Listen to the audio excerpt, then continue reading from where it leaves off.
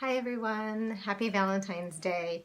Today is February 14th, 2021, and I'm making this little video. I don't even know if I'm going to post it, but this month is also National Heart Month, Heart Awareness Month, and I've mentioned in several of my videos kind of a bit of a traumatizing experience that happened to me that was sort of the impetus that started me writing my book. And this video is really not about my book whatsoever. It's about really the situation that happened to me, and the reason why I'm doing it is because I've been having a lot of conversations recently with midwives and also just with women who have been studying healthcare and healthcare for women over the centuries. And so this story has sort of come up in some of those conversations, and I realize that I end up sharing it a lot sometimes with people who get to know me, but I think it's important to know some of the things that could go wrong during pregnancy when you don't even anticipate it. And I think it's important for women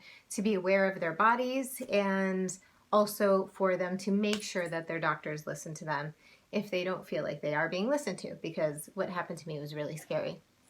So basically, my pregnancy was fairly smooth, besides the fact that I had sort of every single, negative symptom, everything from heartburn to you name it. I had everything going along with pregnancy, and I gained a lot of weight. I'm quite short. I'm 5'2", so I gained insane amounts of weight. I think like over 45 pounds or something like that, 50 pounds. I was big. My daughter, we used to joke that she was made of Founder's Favorite ice cream from marble slab, or maybe she was made of hot dogs. I don't know. I really let myself eat while I was pregnant, which maybe contributed to this. I don't know if it did or not. But as I mentioned before, I ended up going to the hospital with an emergency C-section, and it was very stressful. The whole experience basically started off with the typical really painful labor, and I went up and dilated to 6 centimeters, and then all of a sudden it was like, you're frozen, you're not moving. I had at that time already had the epidural, and things slowed down right afterwards. So I was stuck at 6 centimeters for like 2 hours, and they thought that there could be perhaps some trauma to the baby if we wait any longer, so they decided to take the baby via C-section. I did not have a very good reaction to the epidural and the drugs that they were kind of pumping into me. I was shaking really out of control, and my heart felt strange. It was certainly racing and causing my whole body to shake, which I know I've heard from other people as well who haven't had the trauma afterwards that I had, but something definitely felt wrong. Something did not feel right with my heart. Something did not feel right with my body when they wheeled me into the C-section. And I remember being, kind of behind the paper where they were doing the surgery and looking over at my husband, and they took my daughter out, and I vaguely remember them showing her to me, but then I remember I was feeling so bad and something was so wrong that I just said to my husband, stay with her, stay with the baby. And I wanted her to be protected and safe, but I knew something was wrong with me. And I looked over at the nurse who was next to me, and I just remember staring into her eyes and really thinking that she was going to be the last person that I saw and made eye contact with before I moved on to the next place.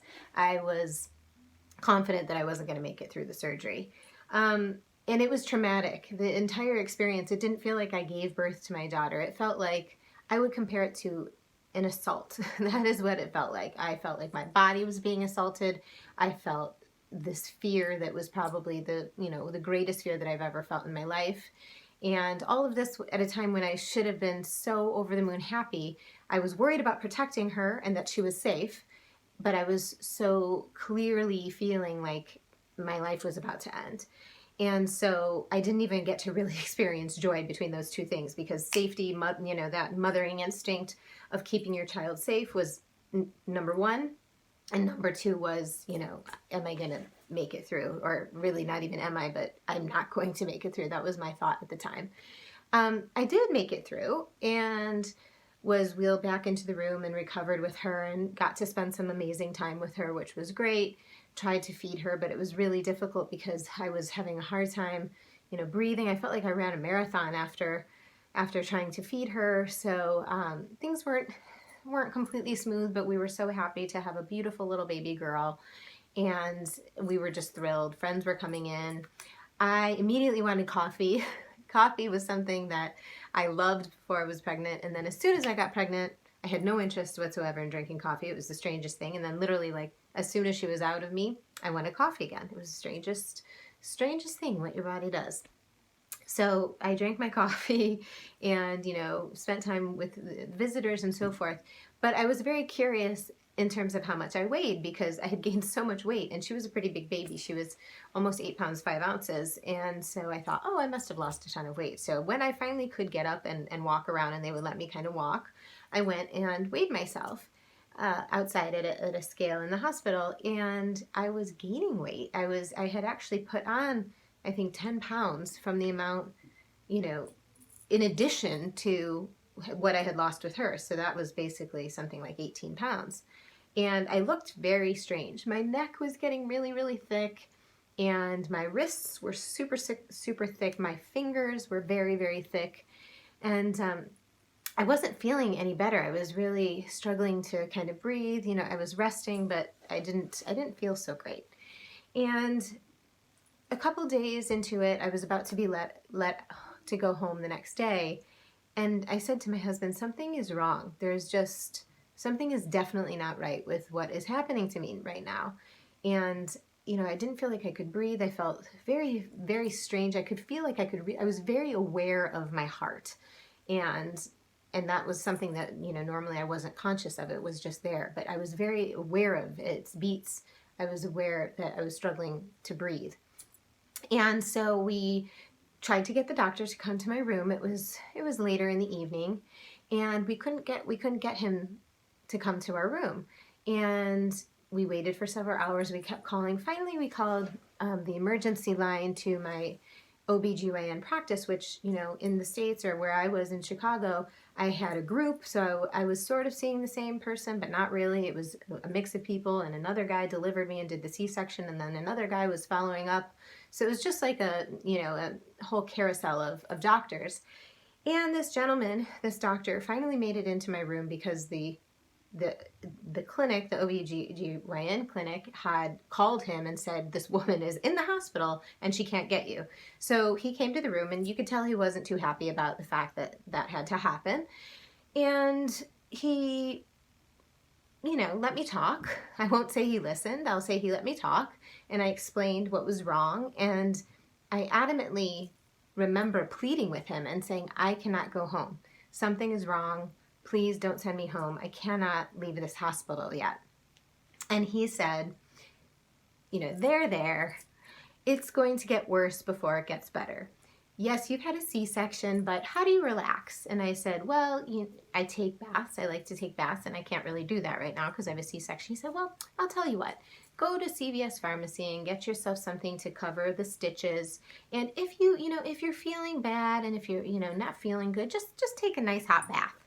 And that's fine. You'll be fine. And so I thought, well, I couldn't have described more my symptoms, my concerns, and my fear to this man, this doctor, this older doctor. I'd say he was in his late 50s, early 60s.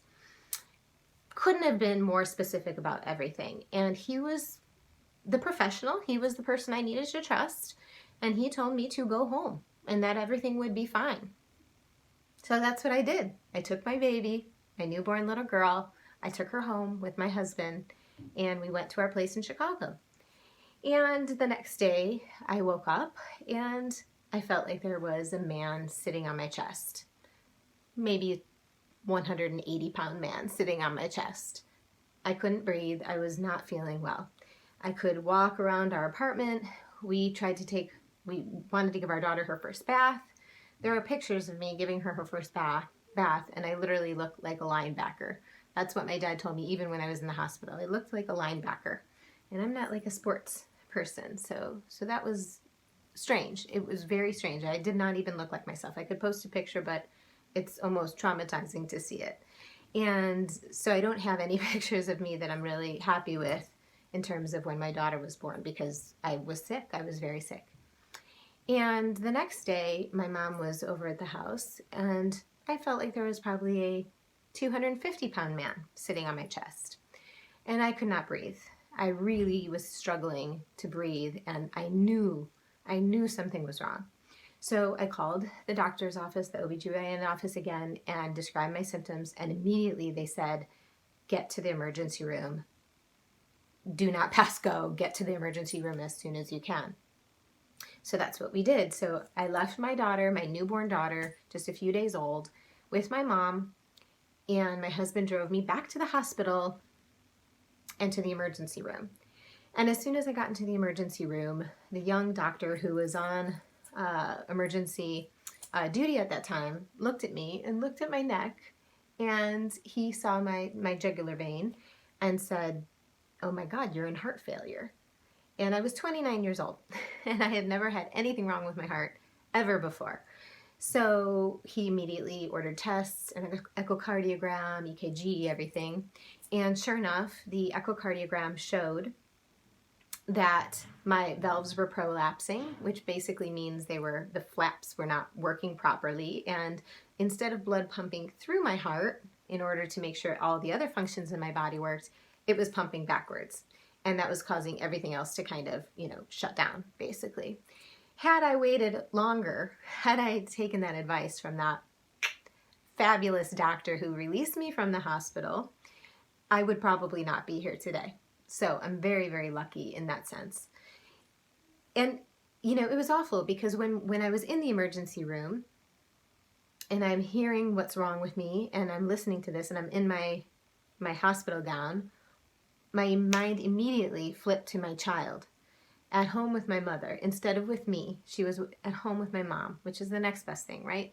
But all of a sudden I looked down and my hospital gown was soaked, absolutely soaked, because in thinking of her, my milk came in and soaked my gown, which only made me more upset, actually. Just the whole fact that I couldn't be with my baby. I couldn't give my baby what she needed because I had to take care of myself and what was going wrong with me, thanks to, this bad job, basically, by the doctor in my eyes.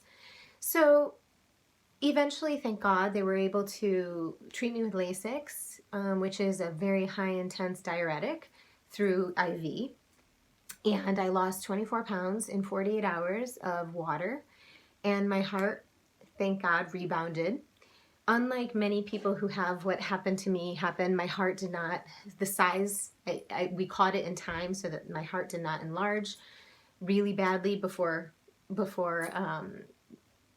they could stop it. So I was very lucky in that sense.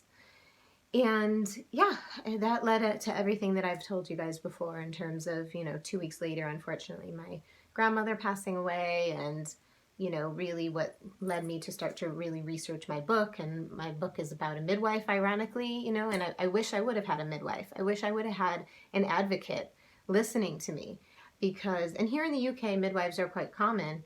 And especially during COVID, you think about, sometimes your husband can't even be with you, but your midwife can be with you and be an advocate for you. And my great-great-grandmother was a midwife and took care of women.